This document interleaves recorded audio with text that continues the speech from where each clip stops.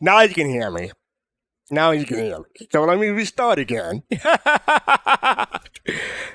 Okay. So yes, today is August 22nd. 2024, at least in North, South, and Central America. I'm your host, fastcart, and I'm not joined by any co-host today. I haven't had a chance to fix the overlay yet. Jade and both Karate are not available tonight, so I'm running solo. But I was trying to say that I'm running late because had some technical issues before this show, so that's why there was no sound earlier, and that's why I'm having some issues today. So thank you for letting me know. How's everybody in chat doing today? Hope everybody's doing well. So let's see what's going on with this movie this week. I think I'm going to have to reinstall Windows. I reinstalled Windows back in January, but I'm having some issues with XSplit and causing me to run late, as you can see today. So over the next week, I'm going to see about reinstalling Windows again and see if that'll fix my issues. But yeah, no, big intro, didn't hear a thing. Sorry about that. Oh, well. But what was I going to say? Oh, yeah. So yeah, this is August 22nd, at least in North, South, and Central America. This is episode 160, Legacy Launch to Retirement. That's been a big thing. And ISC is Gavin Rothery. It's pretty good ISC, so hopefully people can check that out. And new show, thank you for the subscription.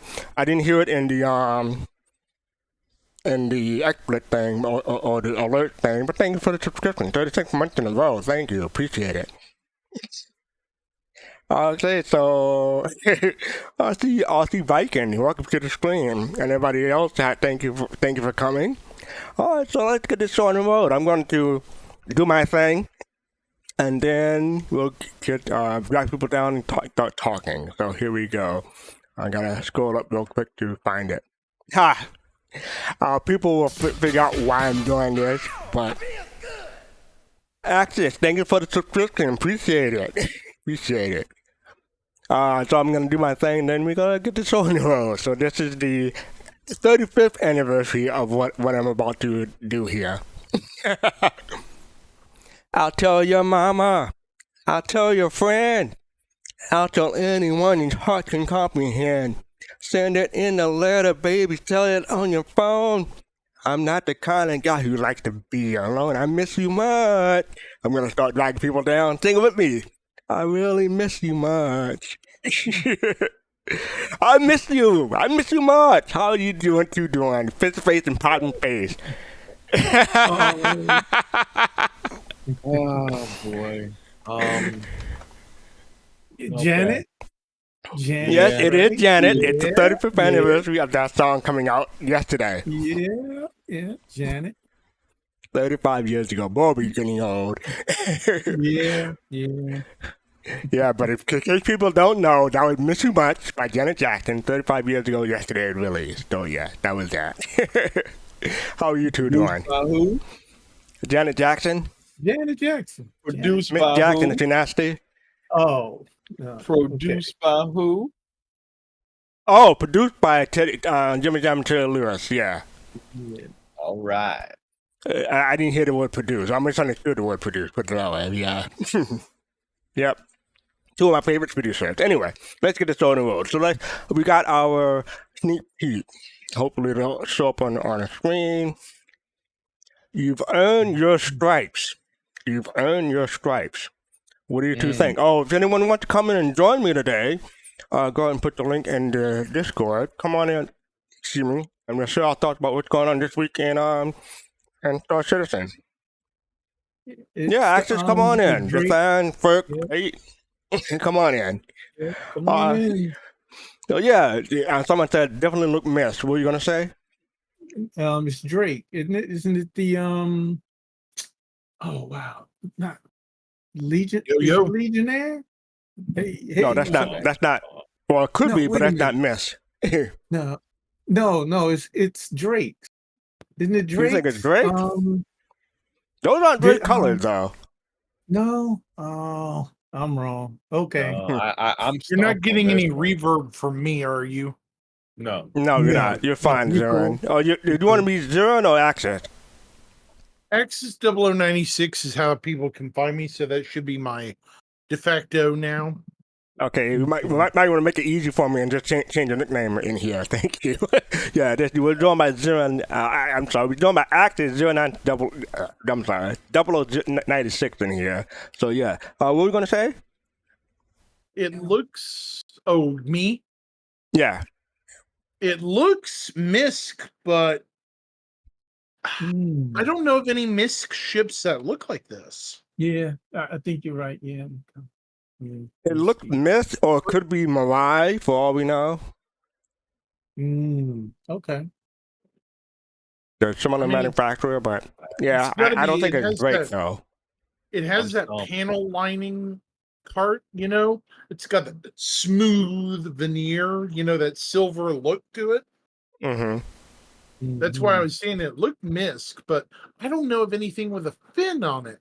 Yeah, I was that's thinking maybe on Hull there, too. B, I but mean, it could be a big redesign. I don't know about a big redesign. It could be just whatever they want for that ship, right? But yeah, I mean, it looks missed, but yes, we don't know of anything that have a fin, or not just a fin, but a retractable fin, because it looks like it folds up. Yeah. Do you think it's possible that it's that the ship that they tease that's supposed to be a large missed ship? What do they call it? It could be. Might be Yeah. Kilrothy. Is that who's asking? Yeah. Yes. Do you say That your might name's be. Kilrothy or Kalrothy? No, that's not that. That's Oh, just that's Space you? and Pop and Space. They're not one of them in the thing. So matter of fact, let me fix this thing real quick. So go ahead and talk. But yeah, Yeah, sorry. I was trying to figure out who I'm talking to. Sorry, guys. Yeah, it's Right. Pops. It's Pops. It's me. It looks Yeah. like a control surface prisoner. Yeah, I agree. It looks definitely like a stabilizer Mhm. fin. Would you guys say that? Yeah. Yeah. it looked like a I fin, guess but I so. don't know what part of the ship it would belong to. Yeah. But it could be stabilizer. Could be.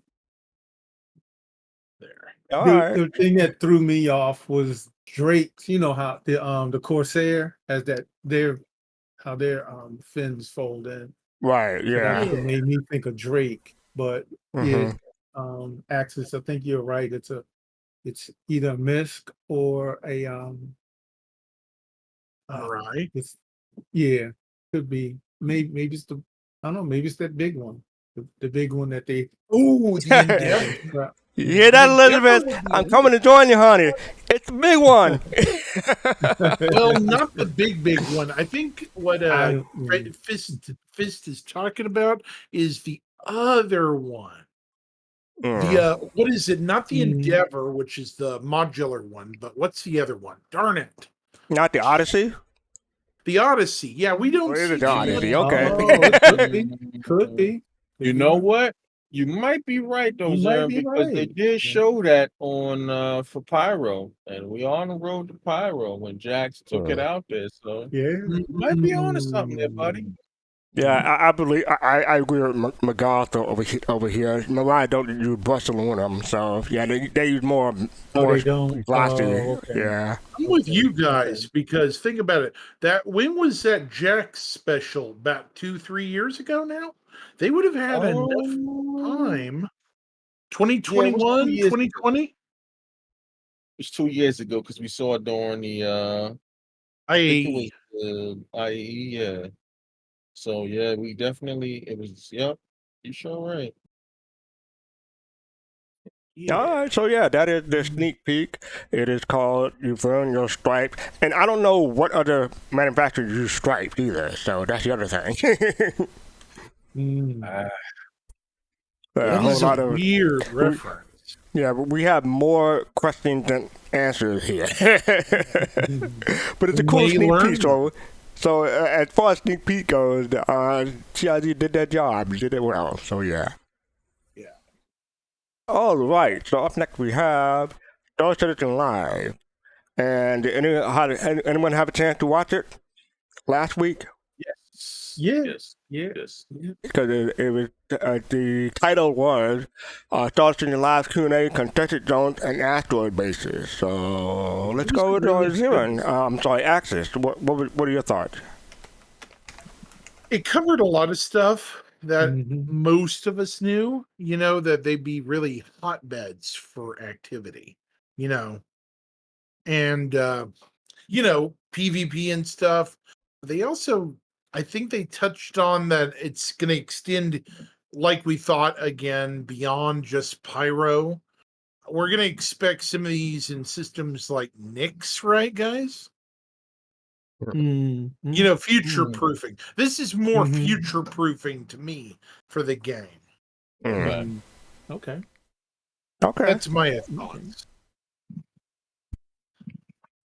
Anyone else? Yeah, I'll jump Yeah. in. Hashtag for me. Hashtag give us mimics.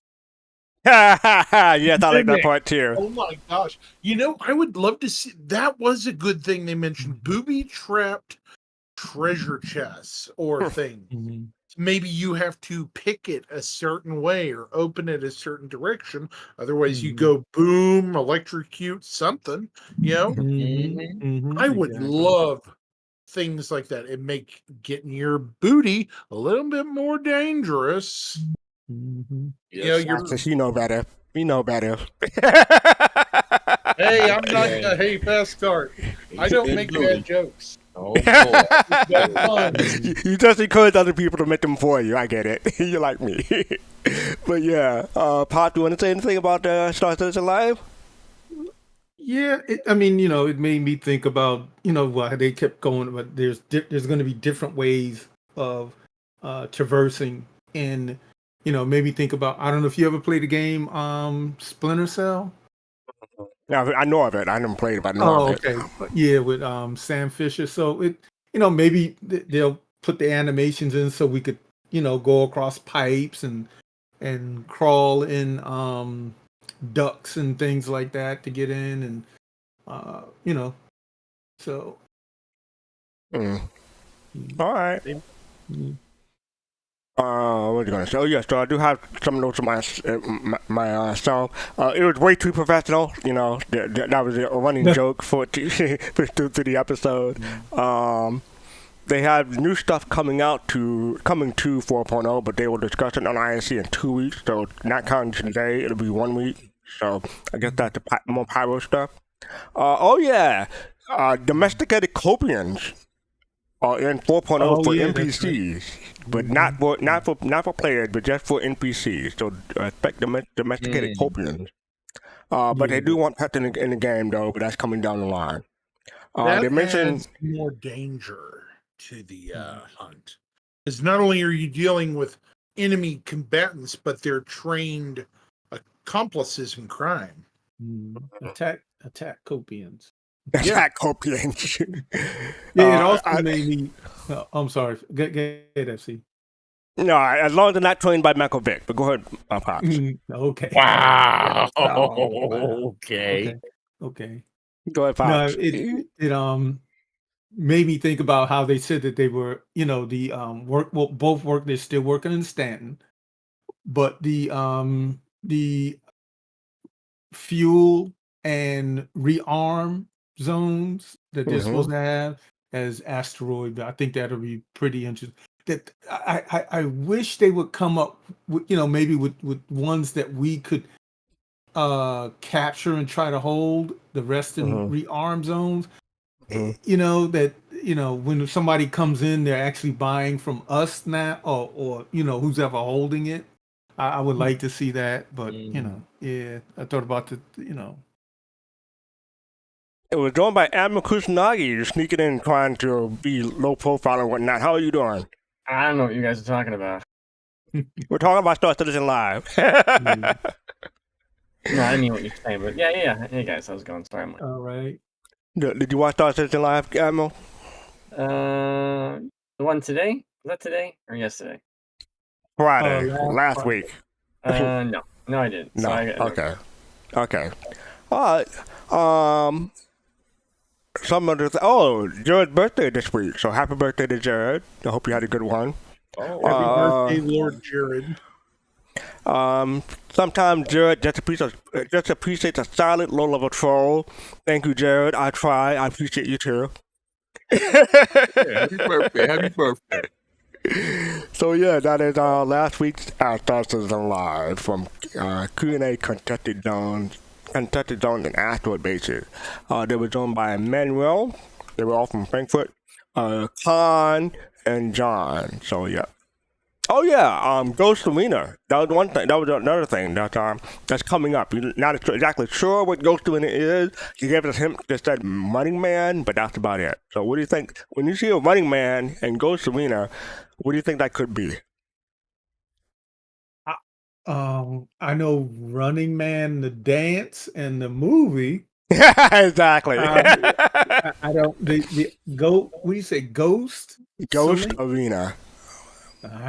Ghost Arena. Okay, that one. I don't know. I'm guessing it might be an NPC that you might have to catch.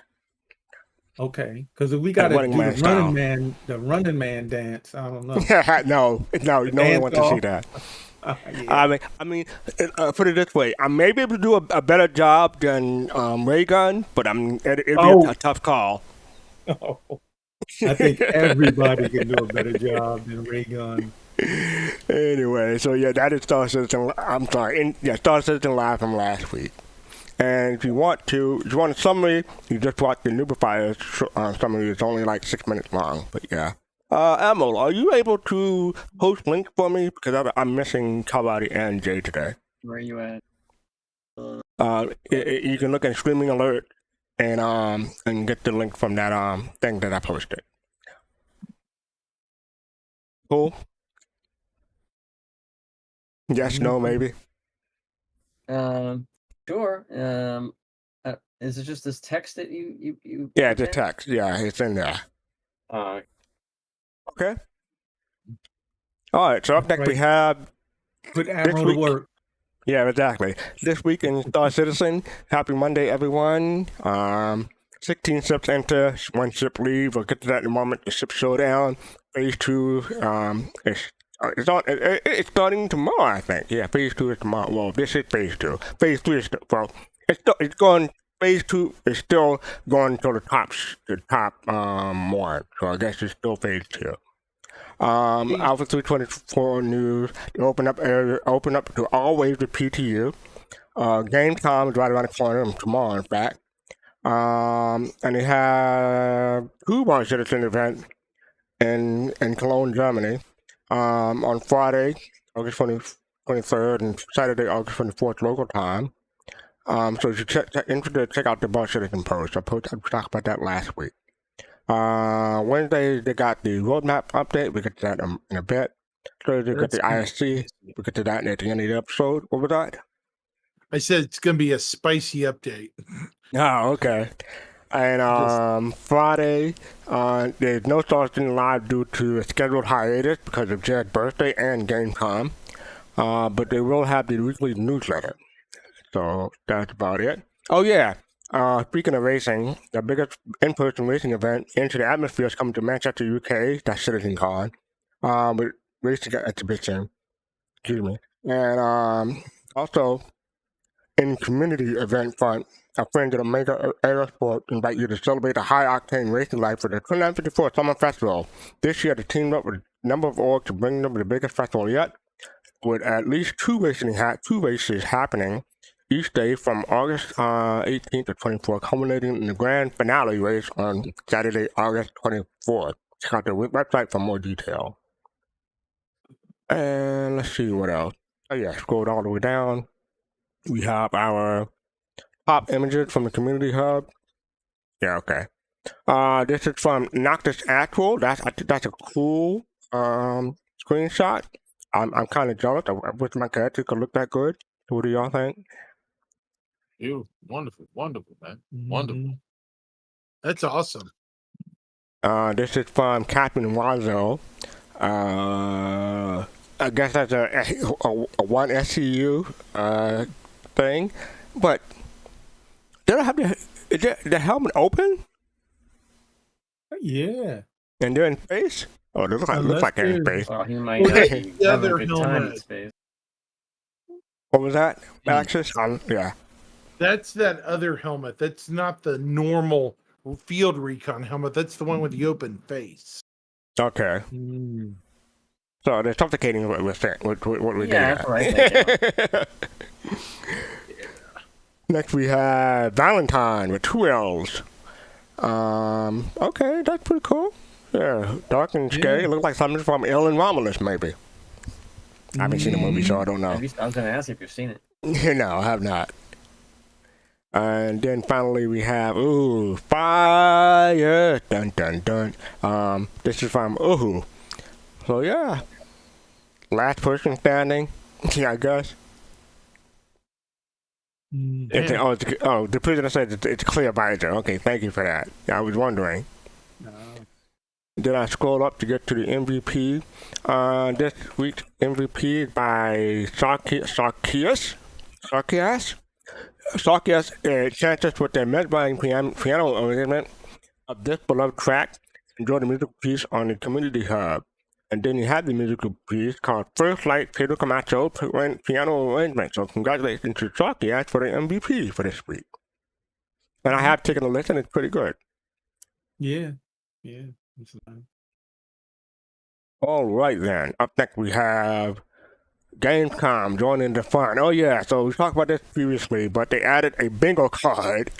Chris Smith added, "Hey folk, we've added the Gamescom bingo card. See you in Cologne." Axis, thank you for the 100 bits. Appreciate it. Thank you, Axis. Thank Good. you. No problem, man. So I've expanded the card here so people can take a look. Spider Wild Pico, 5-star citizen theme challenge coin, red star citizen Squadron 42 merch, find a player created ship model, and win the ship showdown of the day. So yeah, there's a whole lot of ways you can play bingo. Find us at Gamescom. So yeah, I think that's pretty cool. Interesting. I wish we had a CitizenCon bingo. I would have cleaned up on that. Yeah, the Gamescom bingo. If you're participating, make sure you check that out. All right. Stonewall. Okay. Stormwall. Yeah, it says spot a Stonewall. I'm wondering when that's going to be. Maybe someone will have a Stormwall. They make plushies. Yeah. That's Oh, fine. yeah. Okay. Yeah, I was same talking way. about the real one. No. Yeah, Same way I'm you like, same way you okay. can spot a Pico in a while. You know. Yeah, you're right about that. So yeah, into the atmosphere, elevate their post-citizen experience for the indoor atmosphere 2954 on Sunday, October 20th. So for the brilliant minds behind Daylight Rally, ATMO Esports presents an unmatched post-con event just down the road from Manchester Central. So yeah, you can check that out. I'm pretty sure it'll be streamed. That's a pretty good screenshot. I like that.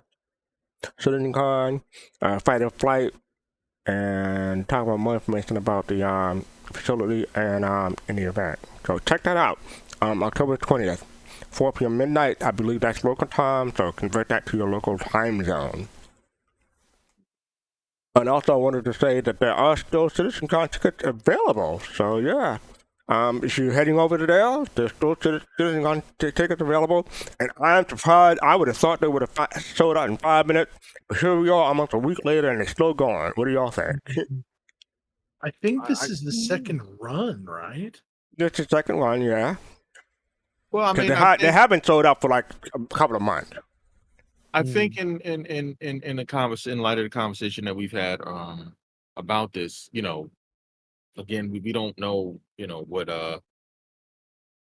has transpired as far as refunds of the tickets to when they first that first wave of tickets being sold out, they probably put a cap to it, for precaution, just to make sure about the venue, and then once they can realize, oh, okay, well, all right, we can now, So push a bit further. So you think?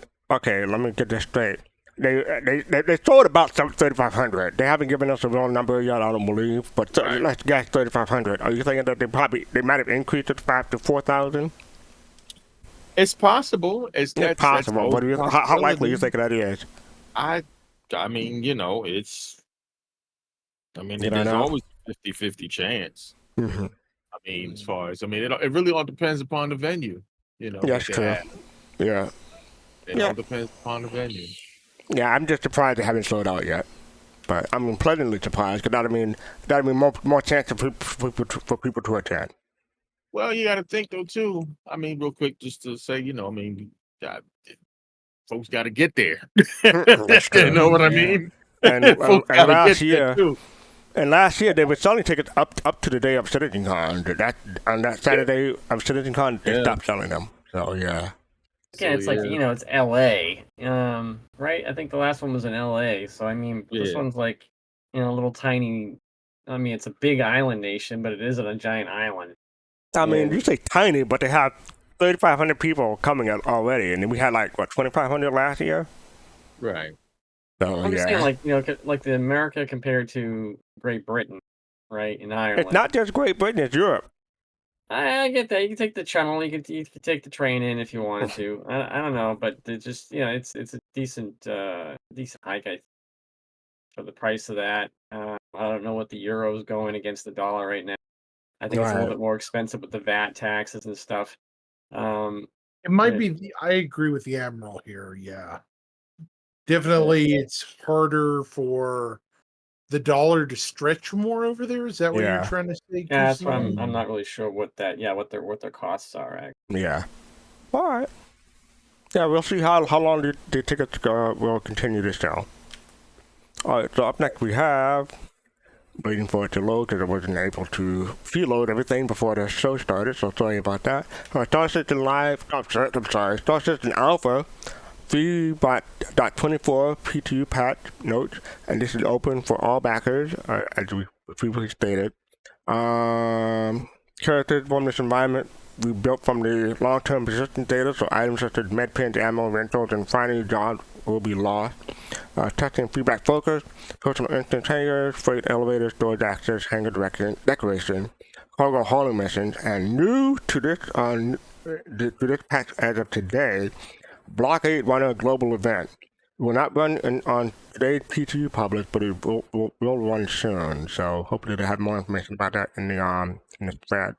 They have several known issues. Features the gameplay location.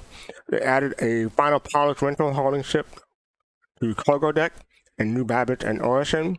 Ships and vehicles. The ground vehicle physics improvement polish to help with improvement and tractor beaming. Several bug fixes. Couple of technicals. In this build, they made further updates to reduce personal hangar leaking and spam entities throughout the rest of the PDU. This should really help greatly reduce the large amount of entities and help with performance. Fix one client crash and fix 3 server crashes. So I don't know. I haven't heard anything about this patch. I don't know if it's working or what is dead on arrival or whatnot. So anyone here is in PTU? Been in PTU today?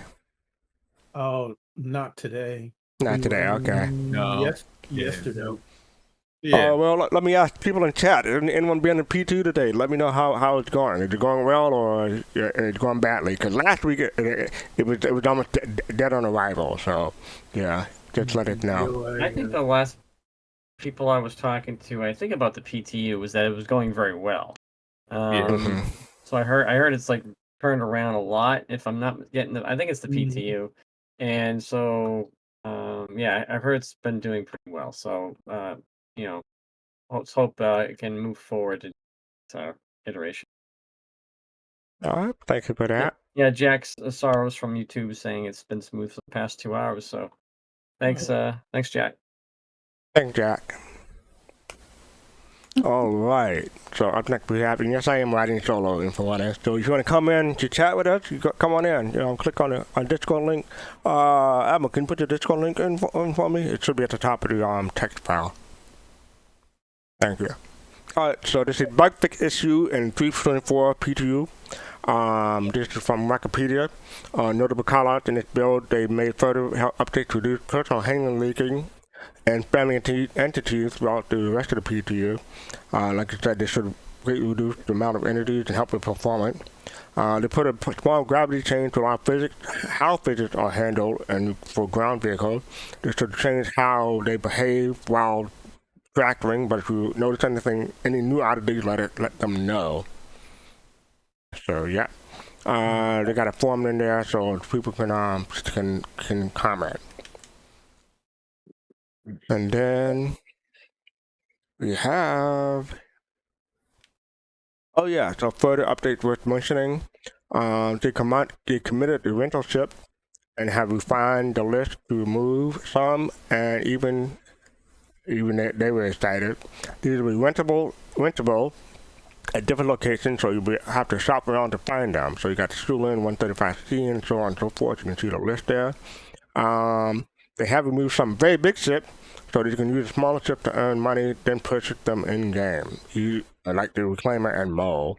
As for the Vulture, they're still planning to put it in, but right now there's a bug with salvaging panel, and they need to fix or else the rental cost a day will be like 1.2 million. Dang. Okay.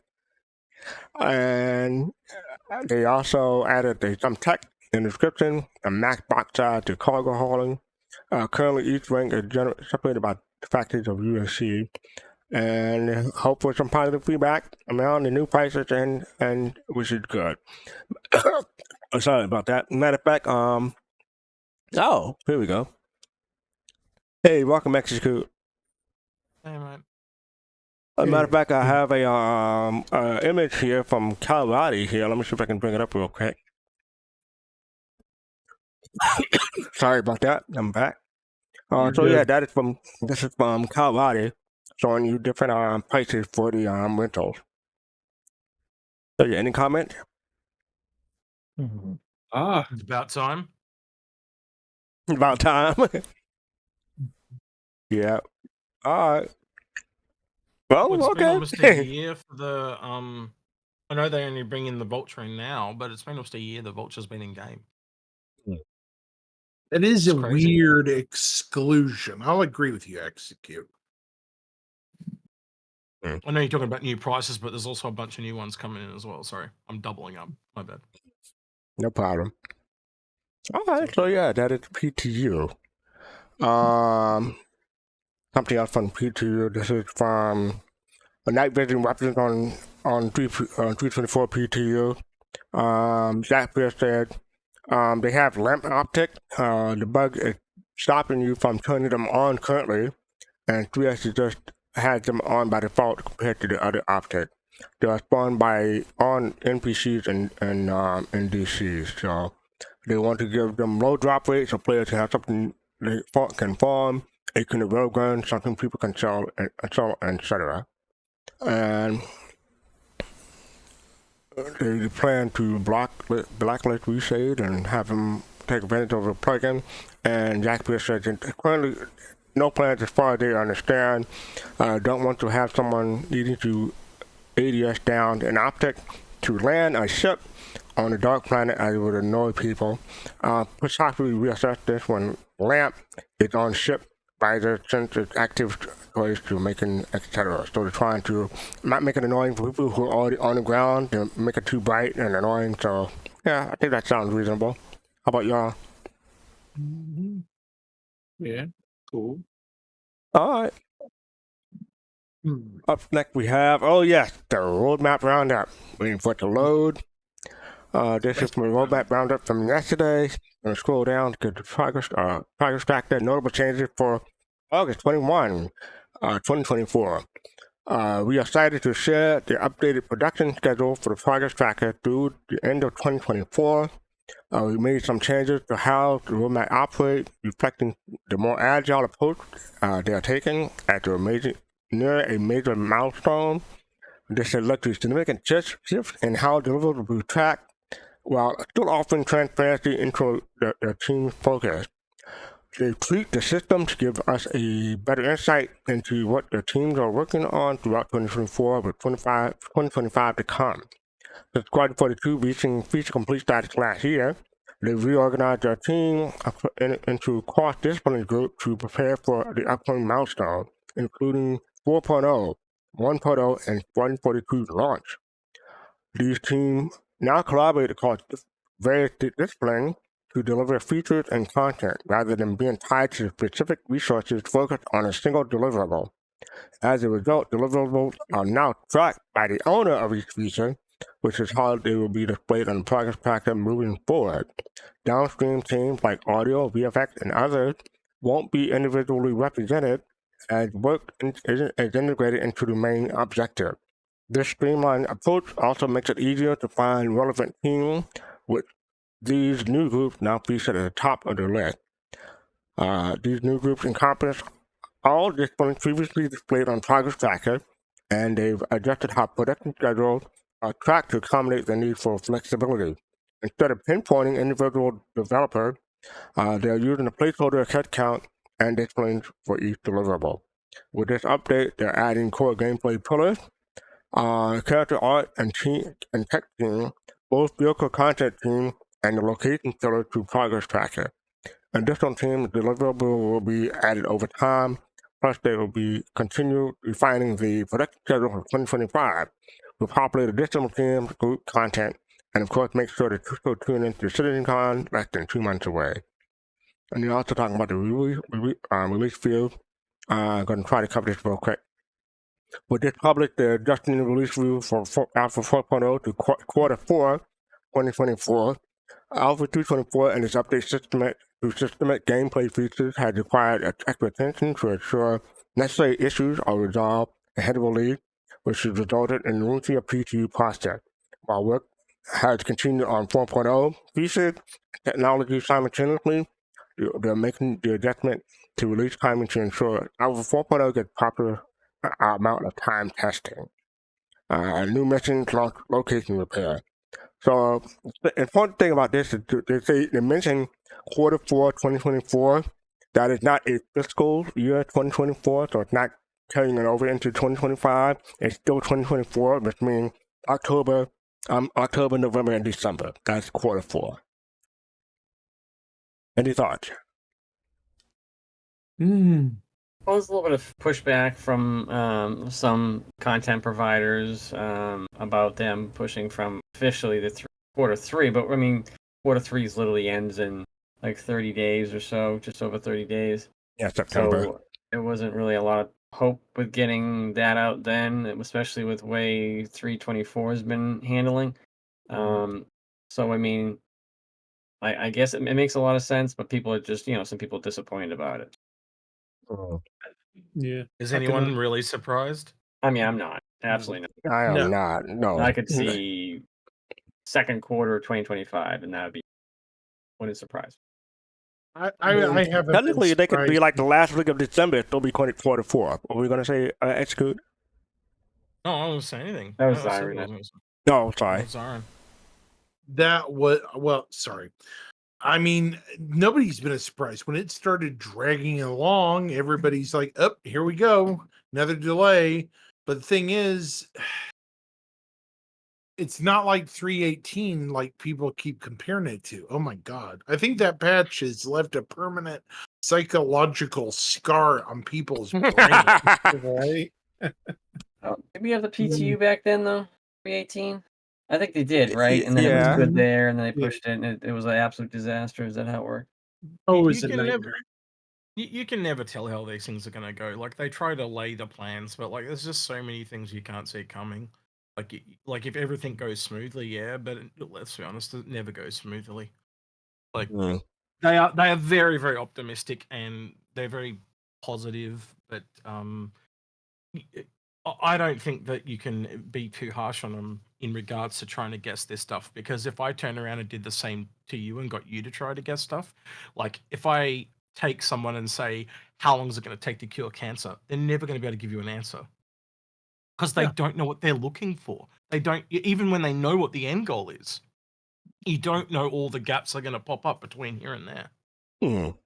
As someone with anxiety and stuff like that from time to time, I would definitely want CIG to show up to like doctor's appointments with me. They'd be like, "Oh, you're gonna be okay." Like, "Oh, you're amazing. I love you. You can do my surgery." I thought you were going somewhere else completely different. Here. Yeah, I thought you were going to go, you can't see what's happening with the staff. They have to go to the doctors and like, people have real lives. No, it's all about you. Right? Yeah.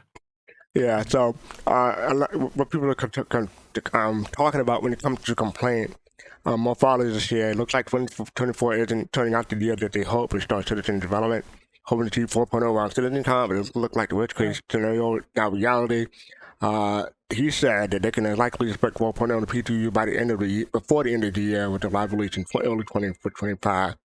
If you go by the history of quarter four releases. But the thing is, quarter four still is October, November, December. It's not fiscal year. It's not. It's year, the annual.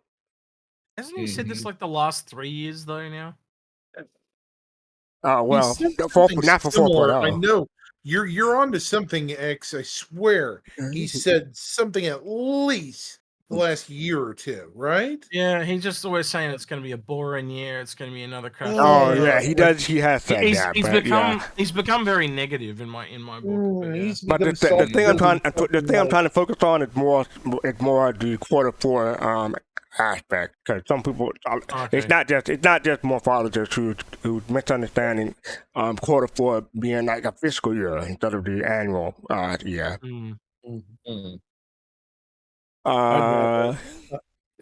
My opinion is I'd rather have them get it close as they can and get things working as well as they can without pushing out something and it's just 318 again. So yeah, that's my feeling. Yeah. Well, they learned from 318 not to push this stuff to the public. That's why the whole, the tech preview channel came about, because it basically meant they can just test it with us dedicated people and not just put it out to all backers. That was the problem, because all backers is literally anyone. I remember seeing people when 318 dropped, right? Really big streamers that you would never ever see playing the game, and they had 2,000 people watching them that were just sitting there watching them try and log in. Right. And obviously that's a really bad experience. And so it came off really, really bad. So what they did to negate that is only us that are the dedicated that are here. Like, we're in a lull period right now. Right. And we're here still talking about it and enjoying it. But those other people, they only turn up for the good shit. How many people, I'll put this back to fastcart and the rest of you. How many people do you see turn up just for the sales? Like, there are people that I only see once every 6 months. That's the only time I see them. Yeah. Right now, I would say once every IAE or in November, or you either see them in June or November. That's it. Rest of the year, gone. Face, you want to say something? No, I mean, I have to agree. I mean, I'll be here to say I'm one of those people who, kind of, dip in and duck out, SC, because for my own personal reasons, as far as my tolerance, I get you. Testing, you know what I mean? Like I said, I will admit I am not a good tester. Yep. It's a bit different from me and Fastcart because we make content and a few of others is in here. But you get my point, right? You make content. I make bad jokes. There's a difference. Yeah, that's content. That's content. It's not really content. You gotta remember, I used to be a comedian, so I know what the jokes are like. Wait a minute there. That's not content. That's bad decisions. So, Come on, all we gotta do is get Fastcart some Gentleman Jack and get him to stand on the stage. I'm looking forward to rides around in at CitizenCon. I'm gonna sit on his lap and he's gonna take me everywhere, chauffeur me everywhere. Boy, that's what it's gonna be. Hey, don't make promises you can't keep. Anyway, I'm gonna move on here. Juice Mark 2 MR mission in action. This is a screenshot of the actual progress tracker. I talk about the if the medevac was above and solid, vehicle mentioned below where the Juice Mark 2 MR. So JCAT totally responded. Progress tracker displays delivered, but are currently in production. Will have set scheduled to begin in the near future. Once the MR is scheduled out, they will add it. So that's where the Juice Mark 2 MR is supposed to be coming out. Yeah, Bounty Hunter gameplay is being knocked back again, so it'll come with that. Like, it's really obvious. It's kind of the test bed for it. It's the first ship that they showed in concept that's got the, the sideways pods for bounty hunting. We also know they're reworking the back of the Hawk for the same reason. That rework hasn't come in either. That was what 18 months ago now that we saw that. So yeah, it'll be when Bounty Hunting comes. It's all like they've literally come out and said all this stuff is locked behind their gameplay. So it's really obvious now when something's coming because they'll start talking about X gameplay and especially on ISC and stuff like that. Yeah. Yeah. And so this one is called No 325 Roadmap Update. Where's Polaris? That's basically what the question is. And J.K. Capella responded, none of the deliverables for IE this year are on release view quite yet. They will be adding them as they get closer. So expect another, well, this is just me guessing, a month or so. So closer to IE, they'll put it on the roadmap. Well, you tell me, wouldn't you be working on? Wouldn't you be working on stuff for CitizenCon right now? And then as soon as CitizenCon's over, they'll all jump back on the Polaris to get that ready for AIE. Like that, I'd have to imagine they've all switched into CitizenCon mode to get all that stuff ready. Right. And Lord of the Grip, thank you for the 10 gift subs. Appreciate it. Thank you for that. I appreciate it. Everybody say thank you to Lord of the Grip if you got a sub just now. A couple of more roadmap stuff. Is there still blocker for Pyro? Oh, okay. So that's a question. When the progress tracker was seen, they hard to hit Q4 and just still okay.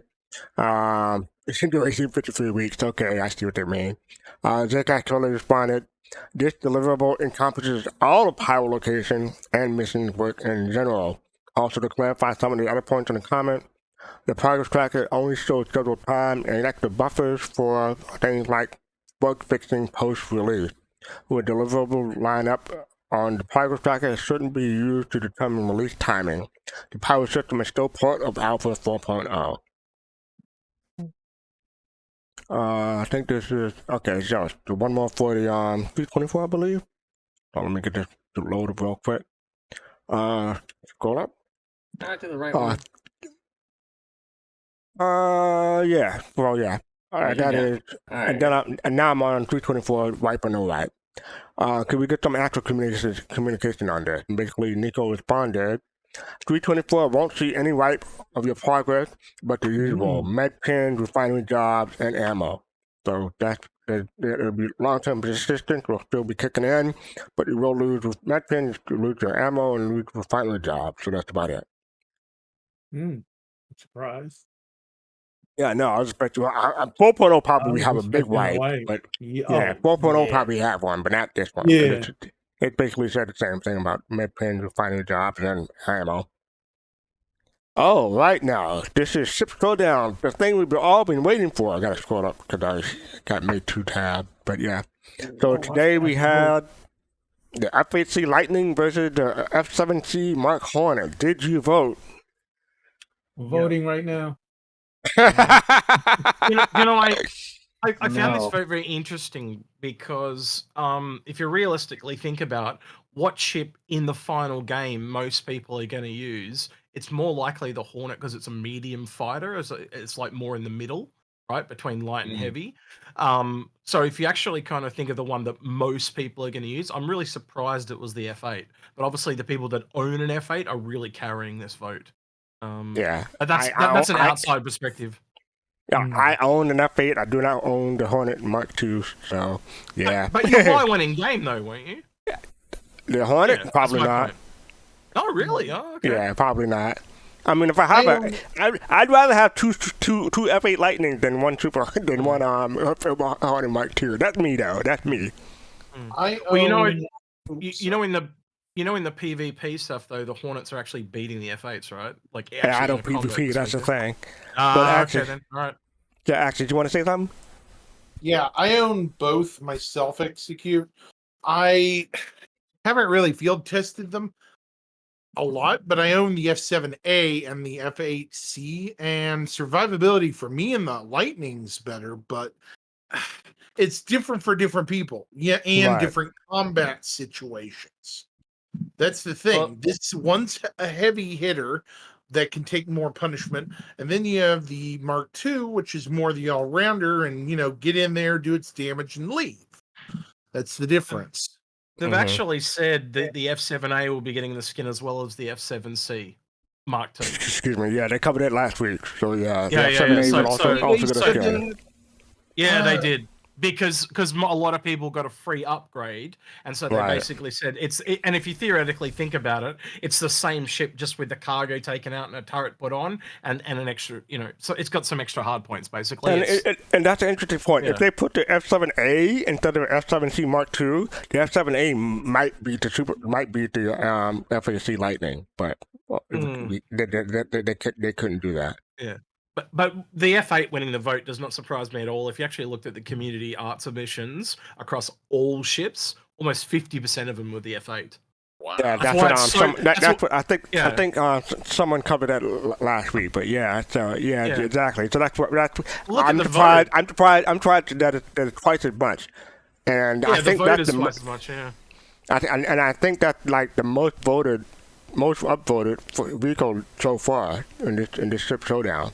I think the last highest was like 12 and a half something. So yeah, it's about 2,000 front and we've still got half a day left to go. So yeah, it's really hard. Exactly. Not even over half a day. The reason I voted for the F8 actually was which one has more skins? The Hornet right now has the more. Hornet had more skins.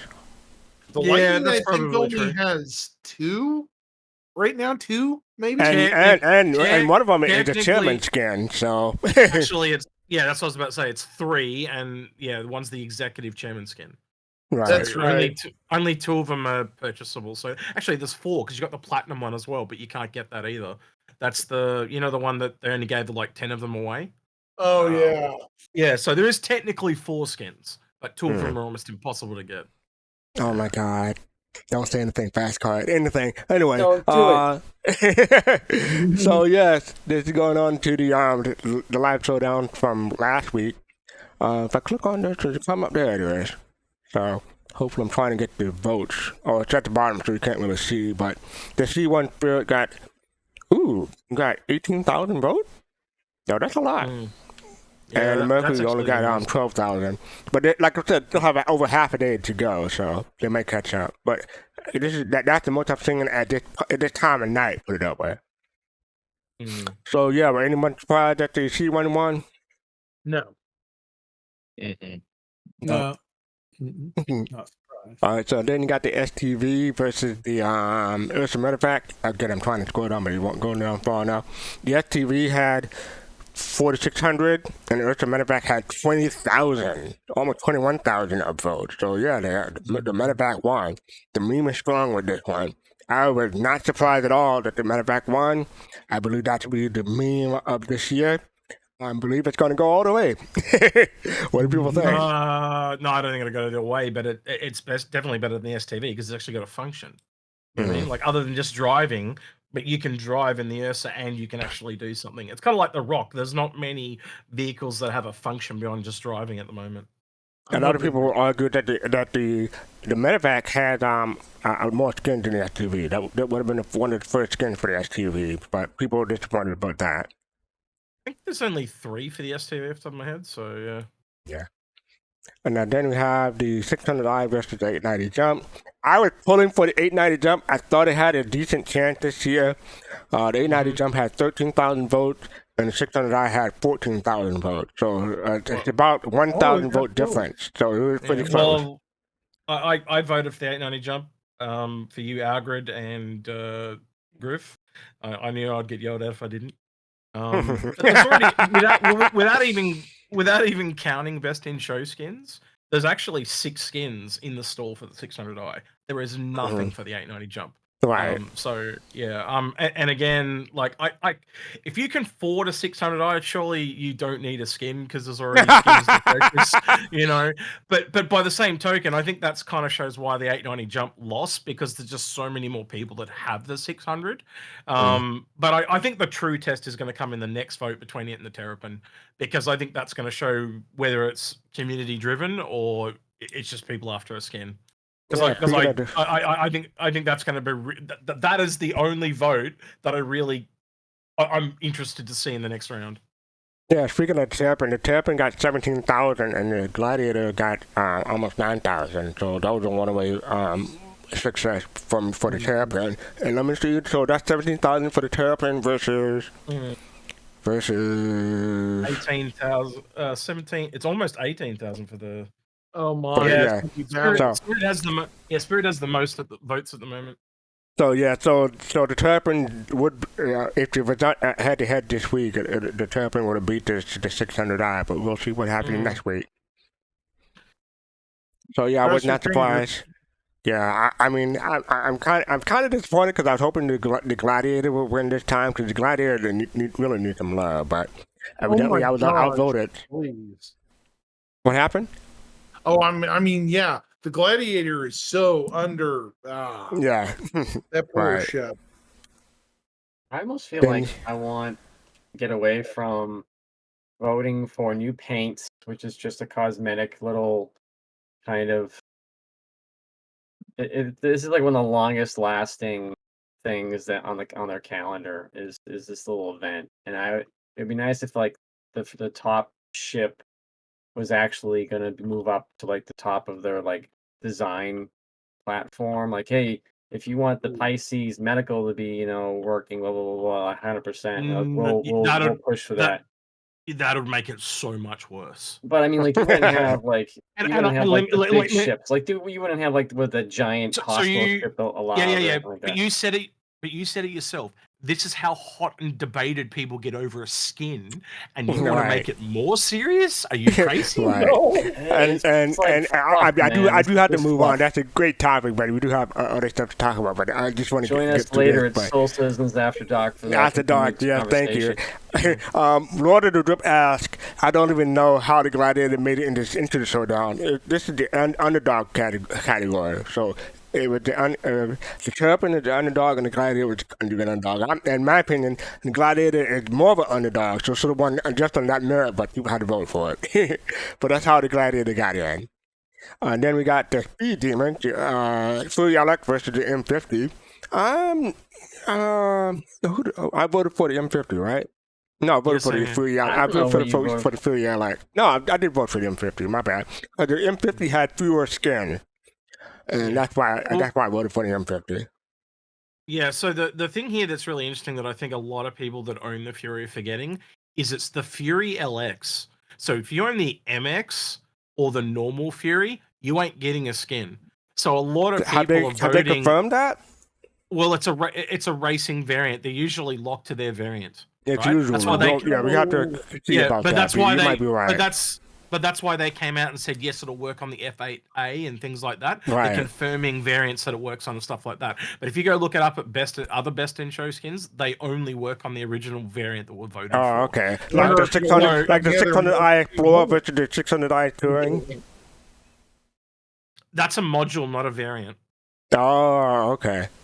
But the FX Fury Outlet got 13,000 votes, and the M50 only got 11.3 thousand votes. So it was kind of a close race there. Hey, if they come out and change the way they wanted to do it, awesome. But based on the fact that it says Fury LX and not Fury, you have to assume that it's only going to work on the LX. So I think a lot of people that own a Fury or a Fury MX are voting for it and not realizing that's a good point. Fury. Yeah. So the next category is heavy duty between the Reclaimer and the Vulture. I voted for the Reclaimer because it had fewer skins. The Vulture had more skins. So it doesn't actually have a purchasable skin either. Did you know that? You can only get it through the subscriber store. Right. Really? Yeah. And so the Reclaimer had 14,000 votes, and the Vulture had 12.2 thousand votes. So almost 2,000 vote difference there. I'm not really surprised. So, anyone here been surprised by anything so far? Any of the winners? I was surprised by that last vote.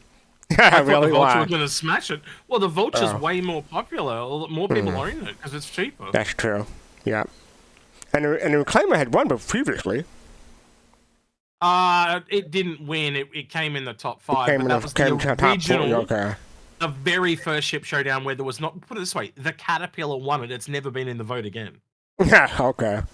Right. So that tells you everything you need to know. Okay, the prisoner. I give you that one. I applaud you. Good one. So you got the Sulin versus Defender for Alien. I voted for the Defender because it has fewer skins, but the Sulin won. So the Sulin had 12,800 votes, and the Defender only had 10,600 votes. So, almost 2,000 votes different. How many skins? How many skins do they have different? Because by my count, they should be very close to each other. They're close, but the Defender had still had less. But yeah, okay. the Showdown had because the Showdown is newer, so they had a whole bunch of skins when it first sold. The Defender came out years and years ago, so it came out had fewer skins. Well, until Invictus Week, the Solean had less. When they did Alien Ship Week, because they brought out a bunch of new Alien skins that added it to the Solean. Oh, really? Okay. And before that, the Defender had more. So it's only recently. The other thing I'll state really quickly that we talked about, me and Agrid, was the problem with Alien skins is they have these cool looking textures, and a lot of them lose the detail, like the rocks disappear and stuff like that. The rock part on the Solean and stuff like that. So they lose some of the detail. Okay. And then we have, of course, the Lightning beating the Hornet Mark II by over half, 50%. Because 7,000 votes so far. So, yep. There are 6 Defender paints. Okay. 6 Defender, really? There's only 6. Yeah. And how many Showdown? How many for the Solean? Let me just. I didn't count 6. I thought it was more like 4. Maybe I miscounted. There's 6 Solean and 5 Solean. Really? Okay. There's only 5. That's weird. That's weird because when I looked at the Defender had fewer, so maybe I mistyped or something. But yeah, that's why I voted for the Defender. Anyway. There might be one that's subscriber only or something like that. You missed. Oh, my one is subscriber only and Chairman's Club only. So maybe that's what it is. Yeah. The Platinum one's only available during, I think, Invictus. The Platinum Defender paint. Mm-hmm. Who are you expecting to win this next round, fastcart? Between there's 4 more votes in the next round. So who do you expect to win these next ones? I'm just curious. So between the C1 and the Ursa Medevac, I'm going to say the Ursa Medevac. Between the 600i, I think you're wrong on that because of the Spirit got the most votes. But anyway, I'm not. I've learned to not bet against the meme. Okay. Every time I bet against the meme, I've been wrong. So I learned my lesson. Between the 600i and the Terrapin, I want to say the Terrapin, but I believe the 600i will win. Interesting, because you're the only of the Soul Citizens I've asked. You're the only one that said 600i. Griff said Terrapin, Meg said Terrapin. I actually messaged him on Twitter and I said, you've got a hard decision to make now, because I'm going with the Terrapin. I vote for the Terrapin, but I believe the 600i will win. Well, 600i is now equal first place, as in the most number of best in show skins. The Terrapin does not have a skin. And one thing that's really sneaky is they deliberately, if you look at it, they've deliberately put the 890 Jump, the Terrapin, and the Gladiator against the most popular ship, besides the Mercury Star Runner, because that's another one that won all of them, up against the 600i. Right? So they're deliberately expecting it to lose to the 600i, which is really evil, because they were the only 3 they had to make new skins for. And then they got the Fury LX versus the Reclaimer. I'm going to say the Fury LX, but maybe the Reclaimer will surprise us again. I'm not sure. Yeah, I hope you're wrong on that one. I really want my boy to get up. But then the Showdown and the FHC, assuming the FHC managed to win. Yeah. I'm hoping for the FHC, but I don't know. The Showdown may have a shot. It depends where the other half of the community go, doesn't it? Like you were talking about the meme. That could be the meme. I don't see it, but I honestly think it'll be the FHC. Yeah, there's a lot of people who have spent $10K to get an FHC, myself included. Oh my gosh, I can imagine the upset whales. Oh my! That is literally the definition of more money than sense. But yeah. Oh my goodness. All right, so up next we have, this is, the contest. There's a contest going on. I appreciate if you can put the link in chat for me, ATMO Kusanagi, when you get a chance. Enter a fair chance to win one of 10 Drake Cutter starter packages today. This was a few days ago, but they are having more contests. I'll get to that in a moment. You click the link. This is Toby Ice Factor 23rd anniversary. And then you have Toby Attractor celebrating 23 years. I wasn't going to scroll down, but I am going to now so people can get an idea of what to look for. But get a chance to win. Okay, I'm not going to put that on the screen. But yeah, chance to win. Every win prizes every day and enter for our main prize draw to win a Truck Master TCA Alpha Pack Airbus, also in Great Corsair Ship, and a Toby Attractor 5. So they have like, I want to say at least 7 days of contest, but you can enter the site to win, and then you have chances to get more entries by watching certain streams. And you have to stream down below, but I don't want to show people my details, so that's why I'm not going to scroll down. But yeah, so check that out, and good luck to people who try to win. And you just order one a day? Yay. So maybe if you do win, you can return it within a 30-day period and get one for free.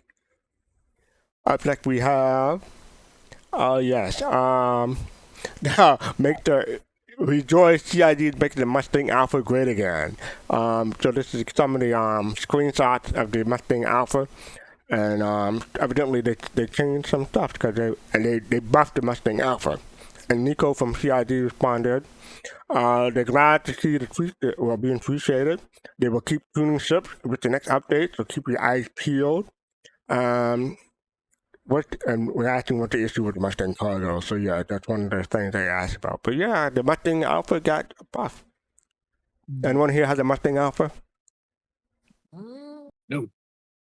No, I got a Mustang Omega. Does that count? I hate you. I wanted that ship. that's the one ship. I wanted the two ships that I wish I had, but I couldn't get. Yeah, the Mustang Omega because of the black and red color scheme. All right, let's just make a note. Must fly Omega around fastcart. Yes. Yeah, it's okay. All right. Appreciate you. And yeah, this had a whole bunch of tabs. So the RSI Launcher 2.0 is here. Discover Robert Space Industry 2.0 launcher, showcasing a brand new look and several new features. The RSI launcher has never been better. Try it now. Download now. Scroll down. They have a few details. What's new? Access to useful community resources. Kimmy65, thank you for the raid. Welcome, Raiders. We're talking about the RSI launcher 2.0 right now. So welcome. Come on in if you want to chat with us. What's new? The content section. Access useful community resources. Advice for new players. Joining diverse news and games and current development. And our latest patch notes about all in one menu. And talking about what's coming up next. Don't lose your settings. You can check mark which one to delete or not delete. Easily manage your game environment. You got PTU, verify game files in the uninstalled game. Launch your offline mode, and more to come. It's constant evolution, and you got stuff for issue counts on the Spectrum, and they want you to help them make it better. So yeah, excuse me. Has anyone still using the old launcher, or has everyone switched yet? I've been switched for ages. You want the game to work, you shouldn't be using.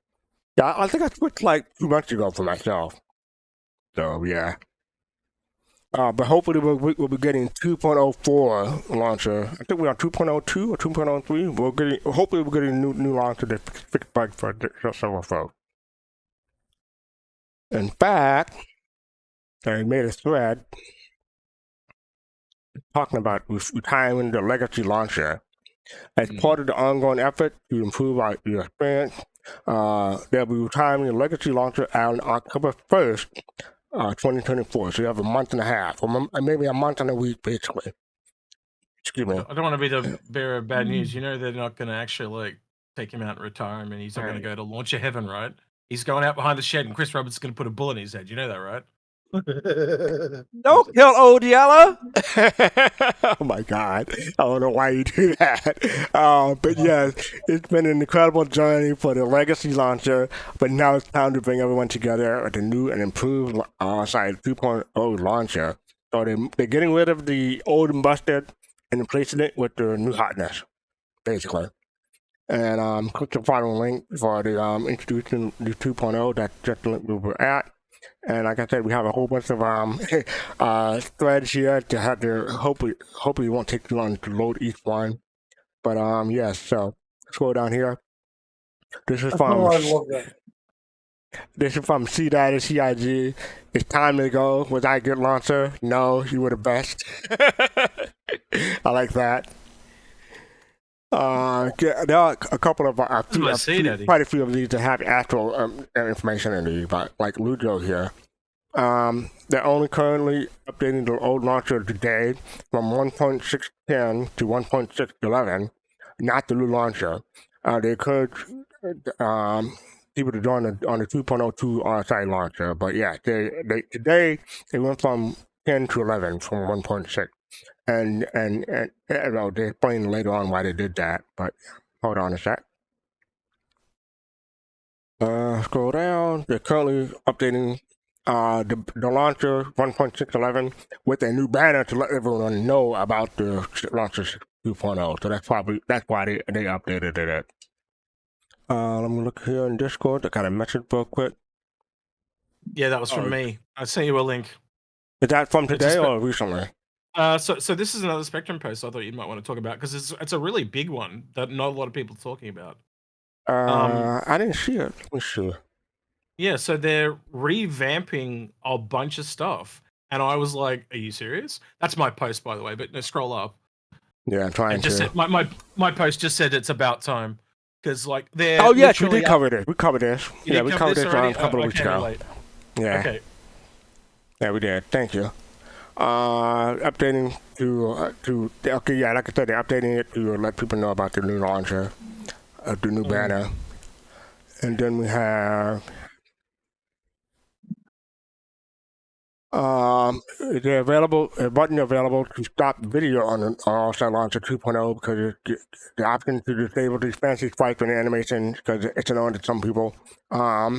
This will be available shortly in the RSI Launcher 2.03. So if we get in 2.02, that's currently available. 2.03 will have additional features like disabling the animation.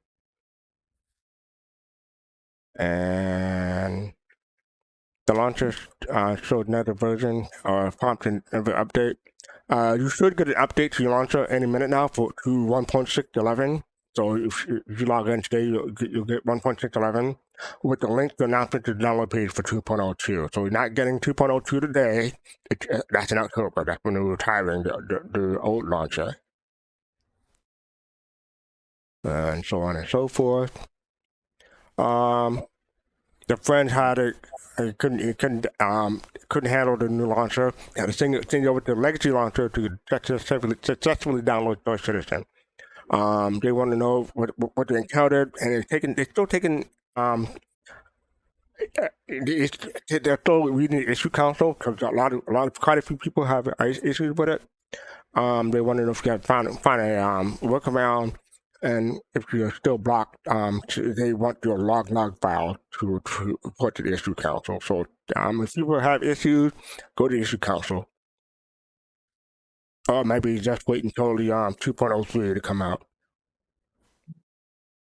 There's a plan to force update on October 1st for the holdout. And Lujo responded, there is a plan to force update on October 1st. So if you hit whenever October 1st hit and you log in after October 1st, you will be prompted to update to 2.02, a 2.0 launcher. So this Keith Master asked, what features the 2.0 have locked away the legacy launcher that they can't use until legacy launcher is retired? Lujo said, good question. They will keep some secrets about but for instance, they are going to rework the game location. The way we be able to have several download locations. Like if you want to download the PTU and live, you have different locations for those two. And so I'm glad about this switch. So yeah, the legacy launcher will be retired October 1st. I'm gonna skip ahead to get to some of the other stuff. Okay, like this one asking about the official development Discord. basically official development Discord is the official development Discord for server for Star Citizen. What Chris Wayne Smith said, there's no development Discord server managed by CIG. And another thread with a similar topic. Night Rider said the Star Citizen community already has a number of great servers you can join in. For instance, Soul Citizen server. However, there is no development Discord server managed by Cloud Imperium Games. So yeah. You okay over there? Yeah, I'm fine. Okay. And then we gotta get to one more before we get to ISC. Too bad Colossal isn't here, because this is one specifically for him. But Hurston Kids about the environment, guys, trust us. Pause it and go back to the beginning. And you play this with the sounds. I want people to check this out. Yep. We're just doing our little part to make sure that our products do not aid in harming environments like this one here, where animals live and thrive, and they work. There's an endangered species right there.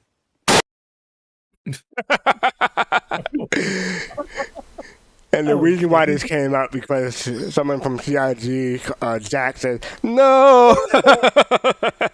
We're just doing our little part to make sure. So I thought that was cute. That is I wanted to play that, but yeah. Oh, matter of fact, it is time for our commercial. So let me set up our commercial real quick before we get to ISC. And thank you all for joining me. Appreciate it. So here we are. Should be starting soon. There we go. Hopefully it started. Has it started? There we go. So yeah, thank you everyone for joining me tonight. Thank you our subscribers. Thank you Lord of Drift for the 10 subscribers today. So if you are a subscriber, you're not seeing the commercial, you're listening to me saying thank you to you all. Thank you for the raid again from Kimmy. And appreciate everyone who's coming in to join us. And thank you for buying our merchandise and Patreon and you know, just to join our support. We really appreciate it. So y'all enjoying the show so far? Nah.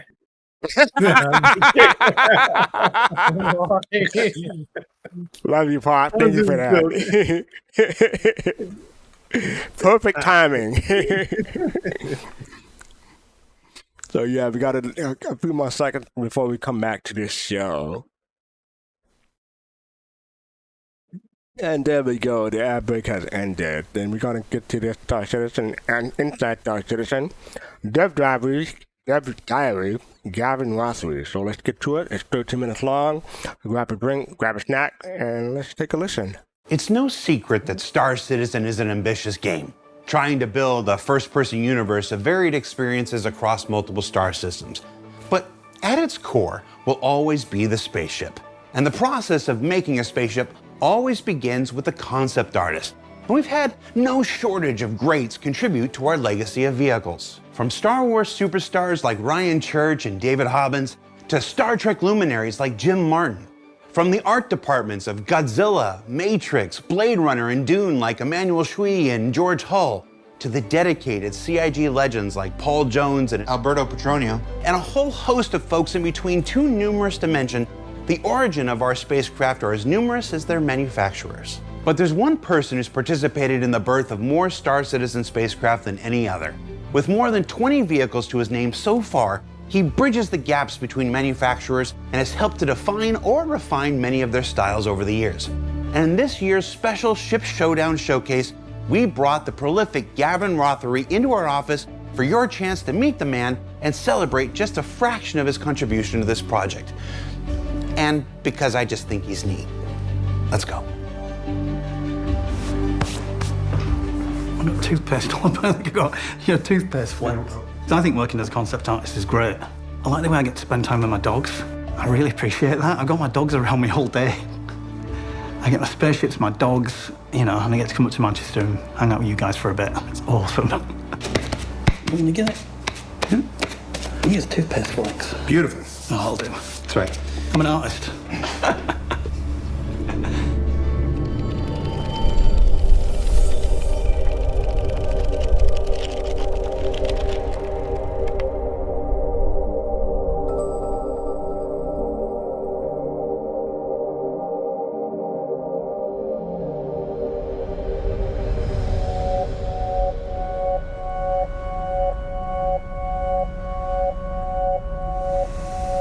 So a concept artist is usually a human. That might change. We've seen these AIs, they're coming for us. So a concept artist is an artist who comes in at the start of a job and works to a technical brief, which is often just writing. There might be a few reference images in there occasionally. We don't really tend to work like that. We'll just get a technical brief and you've got to come there and you've just got to realise things.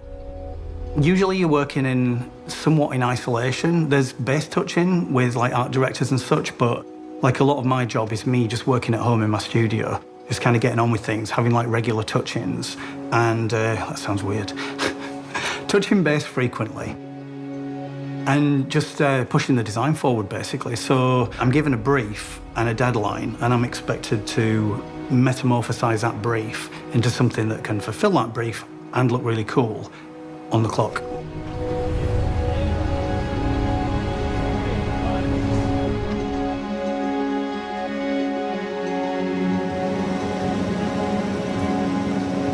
There's a few things that make a good concept artist, really. You've got to be able to get along with people and like fit into a team. That's first and foremost, because it's more remote, so it can take longer to get relationships going with people. So that stuff becomes more important.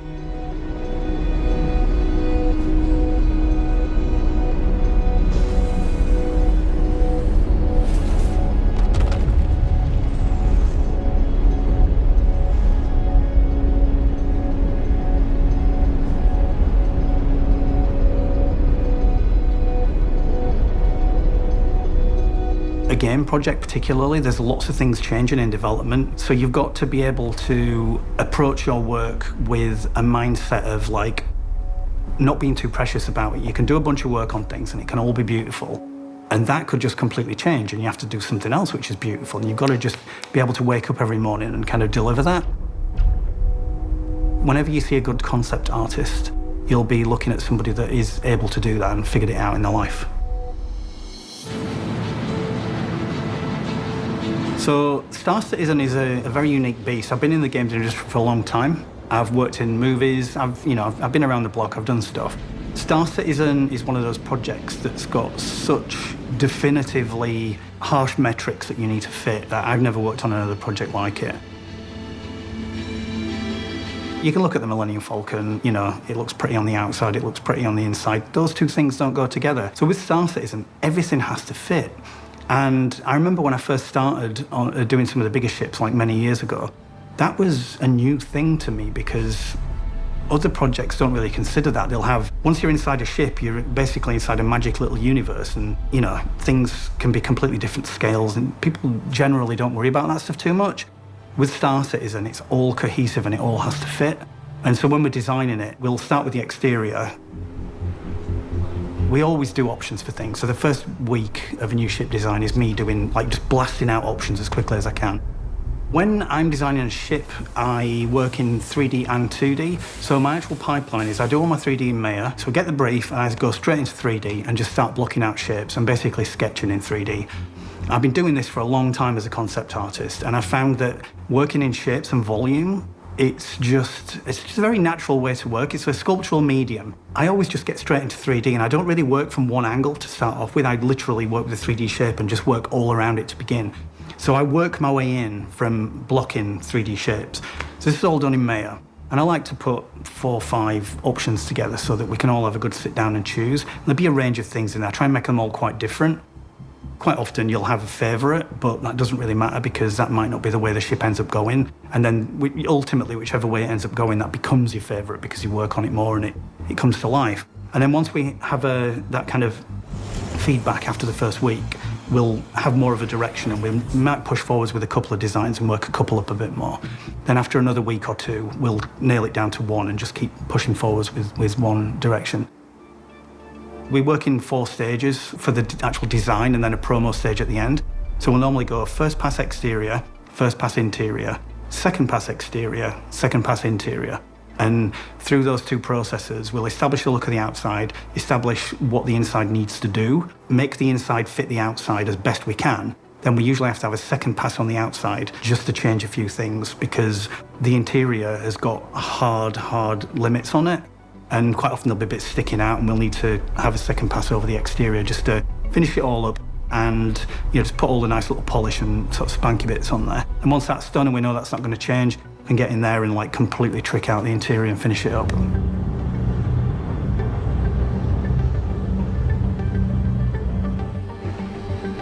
In Star Citizen, the rule of cool is a term that we use when we're putting things together, putting the art together.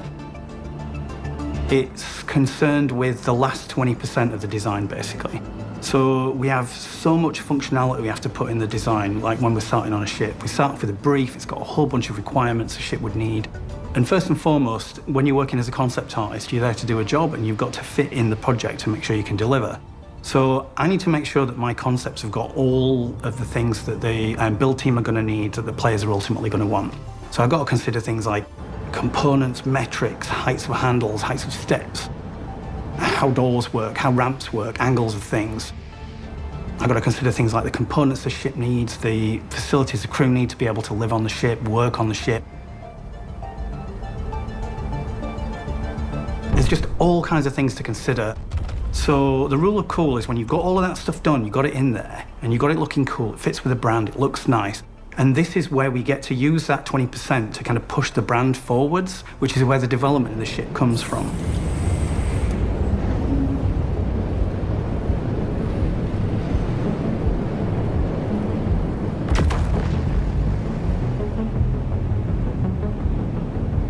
As soon as I've got something that I want to render, I'll go into Keyshot. I'll take my mail file into Keyshot. Keyshot's a product presentation 3D package specializing in beauty renders.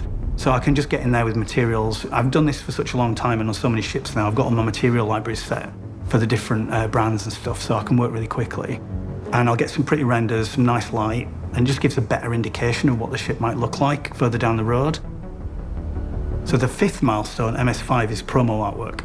So once we've done all the design work, and I'll have done a ton of rendering along the way to put updates on the boards, but it's all worky stuff and disposable stuff. And once we get to promo, that's when these ships get the proper setup and get the proper time and love, and then those renders from Keyshot become promo pieces, and that's all finished in Photoshop.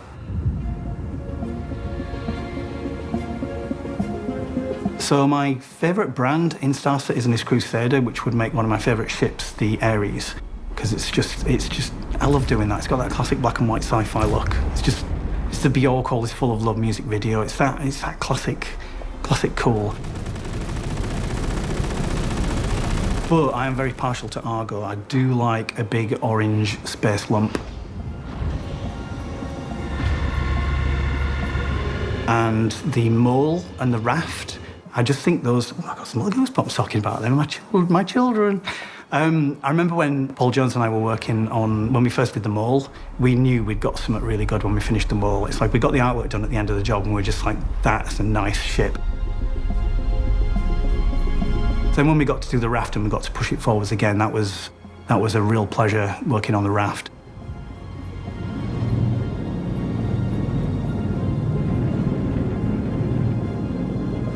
But I've got to say, my all-time favourite ship, I've got to say the Gladius. It's the first one I did. When I first saw the Squadron videos that came out a while back, and I got to see Mark Hamill standing in front of that Gladius and running his hand down it and being all gooey over it, I'm looking at it thinking, that's Luke Skywalker's like running his hands all over my ship. Like, good job.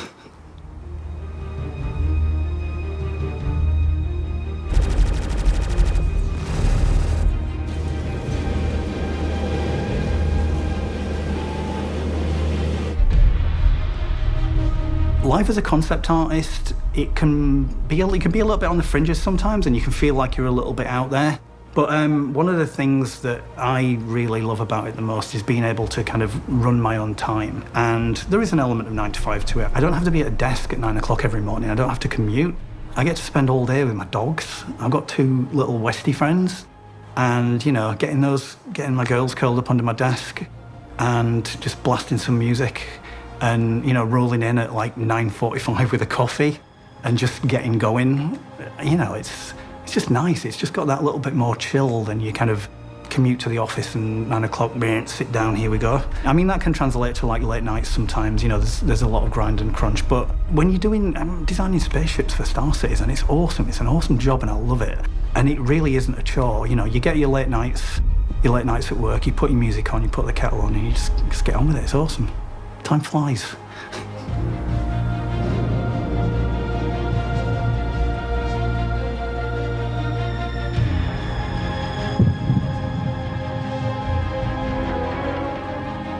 So what did we learn this week? Well, no doubt that many of your all-time favorite spacecraft sprang forth from the efforts of Gavin Rothery. That from the Aegis Gladius to the upcoming RSI Zeus, there's no doubt that he can make a beautiful spaceship. And that with his ability to span the styles of every single manufacturer in Star Citizen, we're always excited to see what he's going to do next. If that didn't get through, know that I tried. For Inside Star Citizen, I'm Jared Huckabee. Thanks for letting us share the people and process of game development with you, and we'll see you all here next week. It's time to get our factional fight back on in Pyro.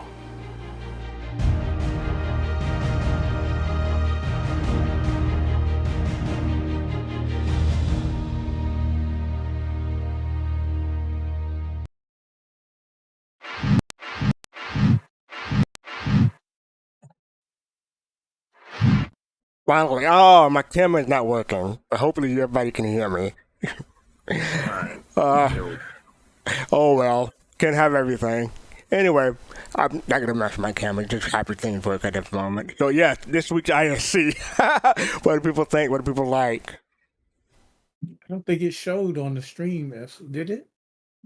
Oh, maybe I needed to refresh. Say it again? Oh, okay, it did. I just forgot to refresh. No, I was sitting in on the other screen all the whole time, but I'm watching. Okay, all right. Like, okay. So what'd you think of the ISC pops? Let's see. Was that Jared burping at the end? Was that what that was? That's a good question. You know,